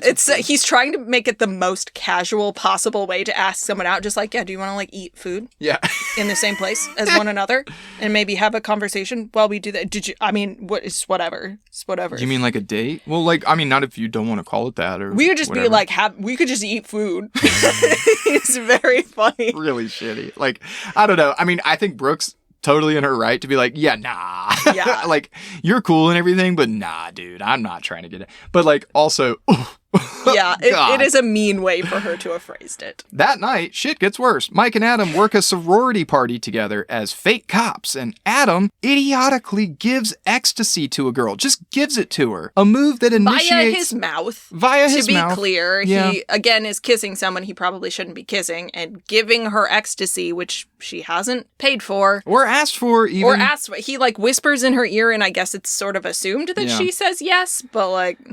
This is also just a totally weird scene anyway, because it's definitely a sorority house with women who have hired these two male strippers, but simultaneously the like frat bros are in the other room playing beer pong or whatever. Yeah, they're like playing pool or something. And they walk into the room with the strippers like they're doing choreography in West Side Story. Like the boys are in formation when they walk into the room. It's so funny. Yeah. So, giving ecstasy to a girl, a move that initiates a frat boy fight that causes Adam to leave without grabbing his bag containing the remaining drugs. On the way home, Mike chews him out, and Adam flippantly says that it doesn't matter because he's got equity in the new club. Weird how Mike has been like working for Dallas for however many years at this point and can't get Dallas to promise him any equity, and yet he's just gonna give that to Adam, a 19-year-old he just met. Interesting. He promised him that 7.5 all the way, just like we always said. We talked about 10. What about 10%, Dallas? But anyway, in this scene, Adam is like not concerned at all with the bag of drugs. Doesn't know how many drugs he had Has in no his clue. bag. He thinks maybe it's worth $1,000. Yeah. Maybe. On the way home, Mike runs into Joanna, right? Sees her sort of like through the window of a restaurant and walks in to talk to her. And Which is interesting because she said she was moving away after she graduated. She's not supposed to be in town anymore. That's true. So he's surprised to see her and her fiancé. What? What? Yeah, she's sitting with this dude, Ryan, who actually seems like a really, really good guy. I will say, Ryan, not particularly ruffled. No. Ryan straight up recognizes that Mike is surprised and straight up says, it looks like you guys have a lot to talk about, so I'm going to go to the bathroom. It's about time I looked at myself in the mirror anyway. Like, makes a cool little joke, gets the fuck out of there. It's like, this seems like a bad scene. But he does seem to have some level of awareness that he doesn't go into, like, who the fuck is this guy? Right. Why is he talking to you? Why do you know him? He's like, Ryan is not threatened. Yeah, Ryan's not threatened. Ryan maybe kind of knows that this is a thing Joanna has been doing and is like, okay, I'm going to leave you guys alone. You can kind of wrap this up. Yeah, good for him. We like Ryan. Solid dude. So solid. Ryan's so solid. And hot? I think he's probably hot. Oh, no, he's hot? Oh, no, Chad, he's hot? Anyway, back at the club, Dallas chews the boys out for being unprofessional and not collecting, despite the fact that they just had some beer bottles broken on their head. Mike insists that Dallas is nothing without them, and it's actually their reputation that is opening doors for him in Miami. Adam tells Tobias he lost the pack and he does not seem remorseful or like he plans on doing anything about covering the cost. Basically tells Tobias to fuck off. Yeah. And it's like, Tobias is like, excuse me? Okay. Mike does a killer set after arguing with Dallas and then tells Adam, quote, "We're getting fucked up tonight." And they do! Nora returns. So does the pig. So does Herman the pig. Yeah. Played by Maynard the pig. This part is interesting because after this sort of fight with Dallas, Mike is like, I'm about to show you just how valuable I am. And the thing about Channing Tatum, well, he was a stripper in real life. So that's part of what he is able to do. He's also just a fantastically good dancer. So good. And the whole time I was like, I don't really even need this man to be stripping. Right. It's just cool to watch him dance. Yeah. He could just be doing that. He could just be spinning around in circles for a half an hour and I'd be like, this is really impressive. He does a lot of spin. Is it the part where he's like hanging onto the chain and spinning around in circles? Mm-hmm. It's visually similar to like ice skating a little bit with the like really rapid spinning and stuff like that. It's just cool. He's doing a lot of rapid pop and locking. Like it's sort of futuristic, his set, and it implies like, I've got so much more to offer that you haven't seen. I've got ideas. I've got talent. Yeah. You're nothing without me. Yeah. And it is Dallas. Like a type of creativity. Dallas's imagination kind of stops at fire breathing, relatively cheap tricks. Yeah. And he is saying, like, I can actually do some pretty sophisticated performance art that women will still give me lots of money for. Yep. Foreshadowing. So after a night that we see in montage of the boys procuring drugs and going to a dance club and having sex, and then Nora shows up, we get one of those sort of flash cuts to a very quiet morning with the exception of the bang, bang, bang of Brooke knocking on Mike's door, looking for Adam. Right, she said she got some weird voicemails from him, and now he won't answer the phone, and she's trying to figure out where he is and if he's okay. Mike's pretty sure that Adam is there, and Brooke, in fact, does find Adam passed out upstairs in a puddle of his own puke. She loses her shit on Mike. Yes, she does. And a passed out Nora, right? She straight up like jumps in the bed, shakes this passed out woman. Trying to beat Nora up. Beats the hell out of her. Nora doesn't even wake up. No. What did you give my brother? Right? Yeah. She's trying to figure out like what kind of pills he's on. And she's just kind of like falling into hysterics and trying to just wake Adam up and get him out of there, right? Remove him immediately from the situation. But in her mind, I think she's like desperately trying to pull him out of this lifestyle. Yeah. And then she casts level 9 cutting words on Mike when she says that I see you. Okay, like you said one thing, but I see you, Mike. You're just a 30-year-old stripper. Yeah, you said you would take care of him, and look, like, does this look like you've taken care of him? Right. I thought he was dead when I came up these stairs. He could very easily have died. Well, and like to put some reality in the situation, we find Adam passed out on his stomach with vomit next to his mouth. Yeah. Had he been on his back, he would have probably died. Yeah. That's how Jimi Hendrix died. Like, you choke on your own vomit. That's a very real problem that happens for overdosing. So, like, it was just luck. As Brooke is driving her brother home, she explains, quote, I can't do this anymore, Adam. Meanwhile, Mike has a pensive moment on the beach in the calm before the storm, because as he returns to his home, he sees an unfamiliar BMW parked out front and enters to find two guys trashing the place, presumably trying to rob him. Tobias is there too and explains that these guys are here to collect on Adam, who owes not $1,000, but 10 grand for his half of the drugs that he was supposed to sell. What we know about these guys is that they are seriously connected to some bad business down in Miami. These are like mafioso types. These are enforcers. They're here to collect. They're not leaving without something of value. Why are they going after Mike and not Tobias? Exactly. Well, why isn't Tobias on the hook for 10 grand? Tobias is on the hook, and Tobias is kind of a greasy little turd here because what he has presumably told these guys is, oh, here's my half, but this other guy, he's good for the other half. Yeah. Like, he threw Mike under the bus. Yeah, they would not have thought to come to Mike had Tobias not led them there. No, Tobias this is a bad scene for Tobias. Tobias is saving his own skin, and he's not a good guy. Tobias is not a good guy. He's likable, but not someone you want to get really close with. We only see him introducing problems. Yeah, exactly. Anyway, he explains they're here to collect on Adam, who owes 10 grand. Mike agrees to pay for the kid and then to talk to him about the punk he's becoming, in the words of Tobias. Yeah, strong words from Tobias. Right? I mean, he is becoming a punk, but you're not helping. So unfortunately, 10 of the 13 grand that Mike has saved up over the past 6 years to start his own business and get out of this lifestyle goes into the hands of these drug dealers. It's horrible. Yeah, it's heartbreaking. So sad. But this is how things.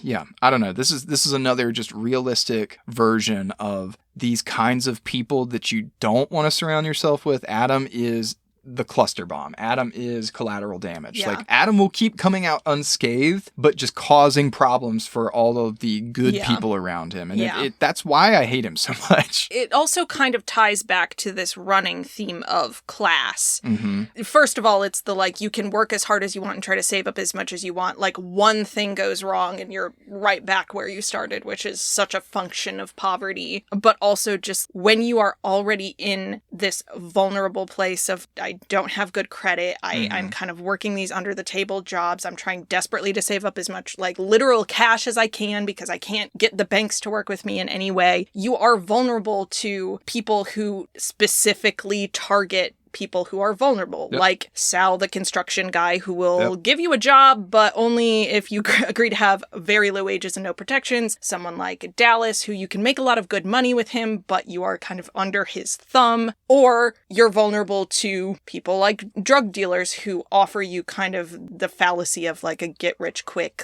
just offload this ecstasy and you'll have $10,000 and you'll be set and it'll be fine. High risk, high reward. Yes.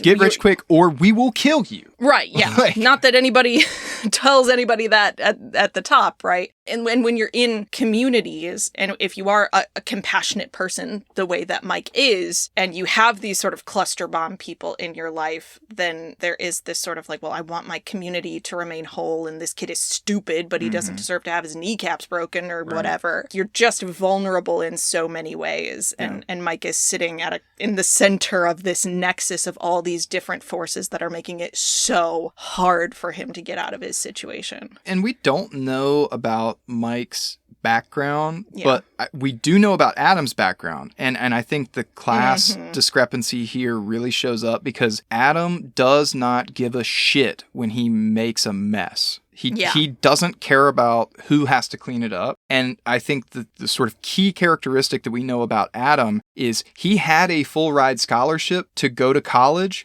for playing football, and he threw it all away because he got in a fist fight with his coach on the first day. And so I think that maybe this connects back to trying to give Mike the gas money. I think Adam thinks, or maybe he doesn't realize it, but Adam is certainly from at least slightly a more privileged position than Mike. I think that's a fair reading of right. That. Yeah. Like, they don't seem to be like, at least his sister doesn't seem to be wildly wealthy. She's got a pretty modest little apartment, but you know, she's successful. She seems like she probably went to some amount of college and things like that. Yeah. I do hate that. It makes me hate Adam because I hate people like that. Like, yeah, he is, in the words of F. Scott Fitzgerald, a careless person. So Mike goes to find Adam, right, to tell him just how careless he's being, and Brooke explains that he doesn't live with her anymore, that he's safe, but probably with Nora. Mike gets upset and isn't content with how he and Brooke left things and sort of angrily apologizes for fucking it up. He didn't honor his word and protect Adam like he said. This is what he's apologizing for. And we already talked about whether or not we agree with that. I think he did his best, honestly. But I think ultimately what's eating at him is Mike had a moment of weakness where he let his own guard down and wanted to give in to baser instincts of self-destruction, leading to a party and a night out where he wasn't fully on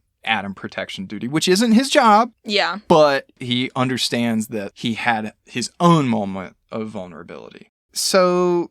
well, and he's in a heightened sense of being upset because he has just lost what he sees as his legitimate future. Yeah. And Brooke kind of represents a person who, at least in his mind, and I mean, it's a little bit borne out in the way that she talks to him of like, you think less of me, not just because I am like a stripper, a job that you think is sort of strange, but I can't seem to get up to the level of respectability that would make you see me as an equal. I think he is still up against that. And it's like, and your brother cost me the thing that I was going to use to do that. And importantly though, that doesn't come up at this point at all. Brooke has no idea about that. Yeah, Brooke doesn't know about that yet.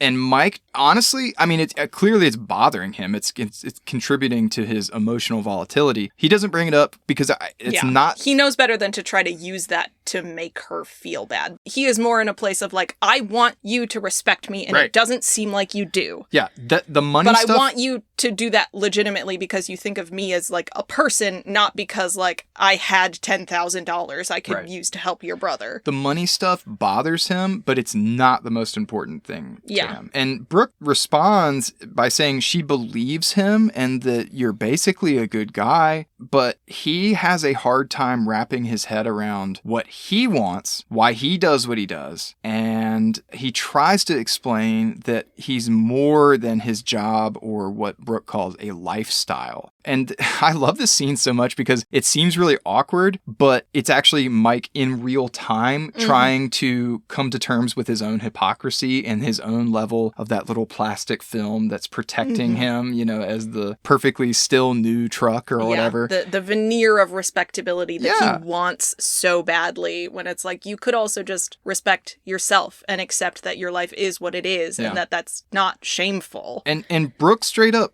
hits him with the truth bomb of saying, I believe you, but I wonder if you believe you, Mike. And like that is really the moment for Mike where he has to sit and think, why am I doing this? Do I want this? What do I want? Who am I? Yeah. And so we see Mike finally meet up with Adam on the beach. Mike's not saying much at all in this scene. Like he's still kind of seething, but more importantly, I think he's sort of like allowing those questions to rumble around in his head. But Adam says he appreciates the bailout and promises to pay it all back. He's not saying it very convincingly. He sort of just like casually mentions that. It's in that sort of like, man, when I get to Miami, I'm going to be swimming in money. Don't you worry. And you know it's sort of facetious because he says, I know how much all of that furniture crap meant to you. Yeah. He's being dismissive of like Mike's passion and life's work. Right. And so, but then Adam says he's thankful for the transformation he's undergone and everything Mike has given him. Mike is not impressed, right? I mean, like, you know, he says a couple words here, but it's very clear that Mike is thinking like, okay, I don't know that my future looks like this. Do I really want to move to Miami and continue to throw my lot in with these guys? Like the people who most don't respect him, of all the people that he has met whose opinions he is worried about, the people who respect him the least are Dallas and Adam. Right. Do you want to be in business with people who don't respect you? Speaking of, we cut to the farewell show where Mike continues to seem disillusioned in the dressing room as Dallas smashes a guitar on stage for the ladies of Tampa. Oh my God. Before breathing fire and doing a little warm-up strip. This is the first time we see Matthew McConaughey do his strip routine. He doesn't strip until the very end. Yeah. He doesn't do that anymore because Dallas also thinks he is too good for stripping. Yeah, exactly. He's too good for pimping. He's a businessman. Yeah, he's a pimp, essentially. Yeah. We hate Dallas. Yeah, Dallas sucks. And Mike realizes that he kind of hates Dallas because he walks out and drives away from the club tearfully, leaving it all behind? ? But the show must go on, right? And Adam takes Mike's place, and Mike goes to visit Brooke instead. She brings up the money because she has realized in the interval that Mike straight up gave 10 grand to these people to not hurt Adam, and he dismisses it, saying, "I didn't do it for him," and doesn't explain more. So, like, what? Who did he do it for? What does he mean? Meant to read into that scene that he did it for her. Yeah. Or at least because even if a 19-year-old is a terrible person and makes the worst decisions possible, he didn't know what he was getting into. Mm-hmm. I do think Mike has a sense of like, it's wrong to punish people this profoundly for being dumb. Yeah. Someday Adam will be at a point where it's like, no, take your lumps, dude. Like you gotta get your shit together. But I do think a big part of it is like, well, Brooke doesn't deserve to have that happen to someone that she loves. Right. That's that. And where would they look for him next? Oh, his last known residence where she lives. Yeah. The doing it for her bit, I think you got to remember this scene comes on the heels of her saying essentially, you failed at keeping your promise. Look at the state my brother's in. Mm-hmm. They leave. Mike comes back into the apartment to get shaken down by these Miami mafiosos. So I think like honoring his word and protecting Adam, right, is in this way. Okay, I've got to pay for his mistakes. I said I would. I'm going to protect him and you from this terrible, terrible fate of whatever these guys are planning on doing. Which is like terribly unfair. Yeah. But also, I think if I were him, I would have done the same thing. Yeah. Because I would have been like, I know he doesn't have it, and I know she doesn't have it. Right. No one else had. Tobias doesn't have it. Fine. He has a sense as a character, I think, of like, if I have resources, I would love to use them for myself. Mm-hmm. I would love to use them to follow this dream that I have. We've kind of circled again to the It's a Wonderful Life effect, where it's like, it's a little bit George Bailey. God, it would be nice if one of these other guys would step up once in a while and it didn't have to be fucking Mike every time. Right. But also, like, I don't know, if you have the power to keep a kid from getting killed by mobsters, I guess you do it. Then you say, hey, Adam, we're not friends anymore. Yeah. Lose my number. Right. I will not do this for you again. Unless you're calling me with $10,000. Yeah, unless you win the lottery. Yeah. And you want to cut me a check. You step up. Don't call me. You're Magic Mike, and then you step up to the streets. Because someone's got to pay the bill. Anyway. Step up to, the streets. So he's talking to Brooke, and Mike explains that he doesn't plan on going to Miami and that he'll just have to come up with another plan. She asks if he wants to get something to eat. And when he asks what Tall Paul would think of that, Brooke explains that she broke up with Paul.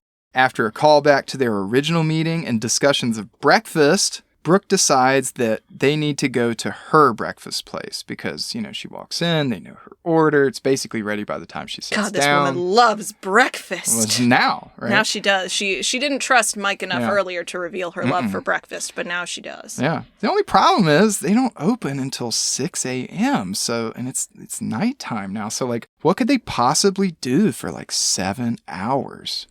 Jump on it, my pony. Roll credits. Yeah. So it's really cute. It's a nice ending. And I think it implies like, okay, Mike is ready to confront what he wants, what he doesn't want, and willing to make a new plan to achieve his dreams and ready for something a little bit more serious, right?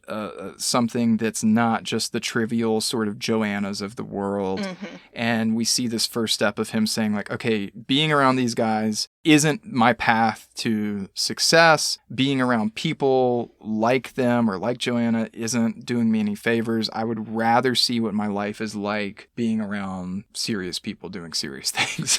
Well, people who respect him. And that's the big one, yeah. Will not, to the best of their abilities, take advantage of him. Right. Because all the interactions we've seen throughout the whole movie of he and Brooke talking have just been cute and talking human to human. It's non-transactional. They're getting to know each other. They have a good time together. And Mike is desperately craving for someone to, as she says, see him. Right? Yeah. For all of his beauty and all of his flaws, see him as a human being, not a meal ticket, not a stud, not just some talent to be exploited, but a person. And I think that's why Mike at least gets a beautiful ending to this film. But the film is not over. This is just part one. Yes. We are going to be returning in a few weeks with our analysis of Magic Mike XXL. And I'm sure we will do a bit of comparing and contrasting. But let's just do a real quick... How do we feel about the first one? Rating of 1 to 10. How highly would you recommend this movie, and to whom? See, okay, on the surface, right, women can just have a good time watching some boy toys be eye candy. Yeah, if you fast forward through all the dialogue. Yeah. I mean, I'm saying there's some credence to the way it was originally marketed. These are some good-looking guys. Yeah, and charming. That Collider article that I referenced is like, they skip over a lot of the dance sequences. I disagree. There's some pretty long dance sequences. You're watching some boys do some fun stuff. Yeah, it's cool. This is not like, I made the A24 joke. This is not like that dark a movie. It's pretty dark, but like, you get to see Joe Manganiello or whatever his name is dress up as a firefighter. Yeah. We're having some fun. It's fun. I mean, it's not all fun. And I think ultimately it is a cautionary tale. It's meant to show us like what can go wrong for the Adams of the world, the young impressionable idiots that fall into a lifestyle that they don't understand the sort of magnitude of. What sucks about it is that thing I mentioned earlier where it seems like Adam's going to be just fine. I mean, he's not ultimately going to be fine. Oh, yeah, no. But like in his he mind... won't face as severe consequences as perhaps other people would in his circumstances. It's an okay ending. It's nice that like Mike makes a big decision and presumably quote unquote gets the girl at the end, I guess. But like, it doesn't take him any closer to achieving his actual dreams of making furniture and being an artist. It doesn't take him any further in finding a productive way to use his very real talents as a dancer in a way that doesn't exploit him. So I mean, it's fine. I don't know what it really offers to like the boys of the world other than like, be careful around gross people that want to exploit you for your youth, your talent, your body. Like, be careful the bullshit that people feed you. Yeah. And like for the Mikes of the world, like liberate yourself and like trust in your own talents and abilities and find people that see you. That's good, but it's not complete. It's, you know what I mean? Like, yeah, I think this movie functions best as a cautionary tale. I appreciate that it is not a cautionary tale about stripping. Like, I don't feel that this movie comes down on the side of like, well, what was going wrong for Mike is that he was stripping. But that is what he gives up, which is so interesting, right? At the end of this movie, he walks away from... Well, specifically, he gives up working for Dallas. Right. Again, this is why this functions well as a sort of two-part special, right? Because we will see him return to that world. Right. And more on his own find a different way to relate to it outside of the influence of a person who is trying to exploit him for his body and his potential for money making. And I think that ultimately is the overall message of this movie. As we said at the very beginning, this is a movie that is above all else about the idea of exploitation and how people who are not born into money are very vulnerable to different types of exploitation. And it is interesting to have that kind of conversation about men's bodies, which is obscured a little bit by the sort of like girls' night out framing and marketing, because it's a tricky needle to thread, right? Like it can, for all people, be very empowering to engage in this kind of work. And it can also put you in a place where you are perhaps slightly more easily exploited. But that is also true of construction workers and roofers and people who work in agriculture and people that want to start their own business. Sure. Yeah. Just anyone who is trying to improve their financial circumstances and doesn't have a lot of leverage to advocate for themselves is very vulnerable. And I like that we see a model in Mike of several different ways to advocate for yourself. And not all of them work, right? He does manage to negotiate successfully with Sal at the very beginning. He doesn't manage it successfully with the bank. But in his interpersonal relationships, he comes to realize that, like, the way that Joanna makes me feel isn't good. And I feel like Brooke at least represents the potential for mutual respect. It is valuable, I think, to see a man making that choice, as opposed to being like, whoever will have sex with you, buddy, just pick one, it doesn't matter, which is the kind of mentality that someone like Adam sort of represents. Right. As far as a rating, keep in mind, these ratings aren't necessarily just like how much we enjoyed it. That's not really what this is about. I mean, I enjoy the film a lot. Yeah. I like it.